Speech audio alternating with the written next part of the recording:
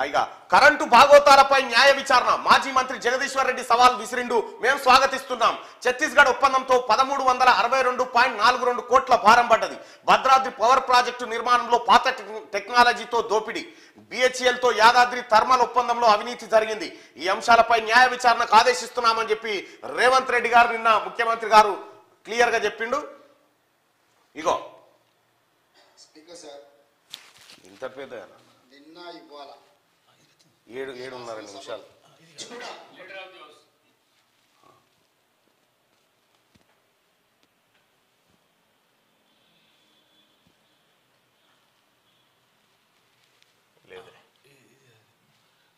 Okay లేదు right. Telangana ప్రజలారా ఎప్పుడైనా షార్ట్ వ్యూ ఏమైనా ఉంటే తీసుకొని పెట్టుకోవాలన్నా మనం. రైట్.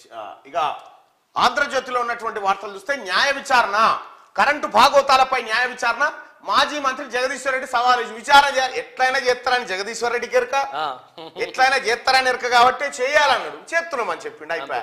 ఇప్పుడు మీరు తప్పించుకొని పోవద్దుగా, మీరు ఖచ్చితంగా బోన్లో నిలబడతారు. ఈ అంశాలపై న్యాయ విచారణకు ఆదేశిస్తున్నాం రేవంత్. సిద్దిపేటలోనే విద్యుత్ బకాయిలు ఎక్కువ. గజ్వేల్ దక్షిణ హైదరాబాద్ లోనూ అదే పరిస్థితి. బిల్లులు కట్టేలా ఎమ్మెల్యేలు చూడాలని చెప్పి రేవంత్ రెడ్డి అంటా ఉంటే సిద్దిపేట గజ్వేల్ పాత బస్తీపై సీఎం అక్కసు అని చెప్పి హరీష్ రావు అంటా ఉన్నాడు. ఏం అక్కసు? బిల్లు ఎగ్గొట్టేతనుక, బిల్లులు ఎగ్గొట్టేతనుక మీ డ్రామా. ఇగో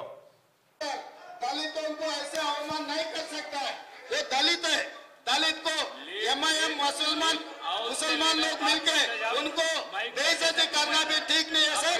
ये देख कर MIM सोच कर अगर उन मेंबर्स को पोडियम में बेचना नहीं बेचना उनके लीडर का जिम्मेदारी है सर।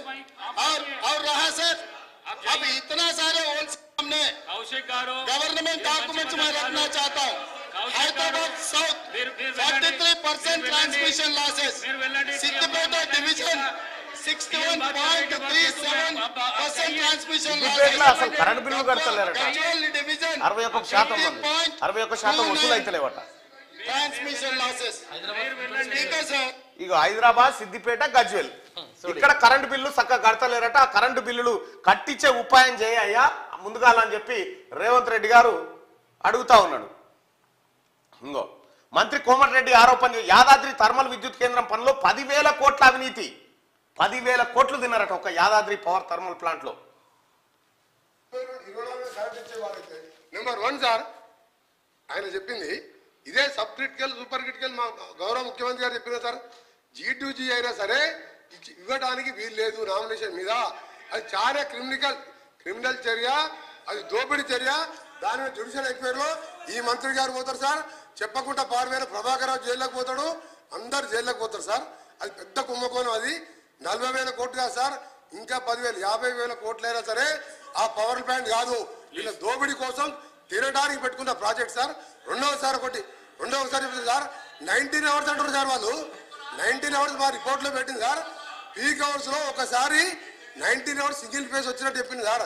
రైతులకు 19 అవర్స్ ఎక్కడ పెట్టలేదు. అది 3 ఫేజ్ కాదట, ఆ 19 గంటలు కూడా. అది మంత్రి కోమటిరెడ్డి ఆరోపణ సిట్టింగ్ జడ్జితో విచారణ జగదీశ్వర్ రెడ్డి డిమాండ్. పక్కా జగదీశ్వర్ రెడ్డి డిమాండ్.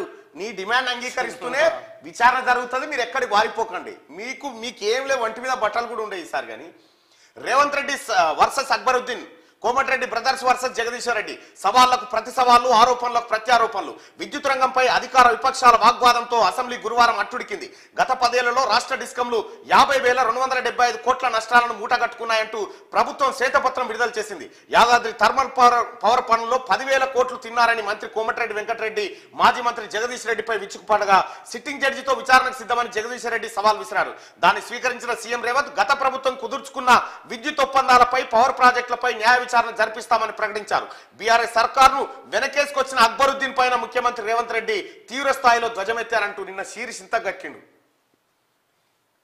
అయినా ముఖ్యమంత్రి గారు అక్బరుద్దీన్ కి కౌంటర్ ఇచ్చినప్పుడు ఉర్దూలో ఎందుకు మాట్లాడతారు? తెలుగులో మాట్లాడరు. జనానికి తెలవాలి కదా, జనానికి స్పష్టంగా తెలవాలి వాళ్ళ భాగవతం ఏందో.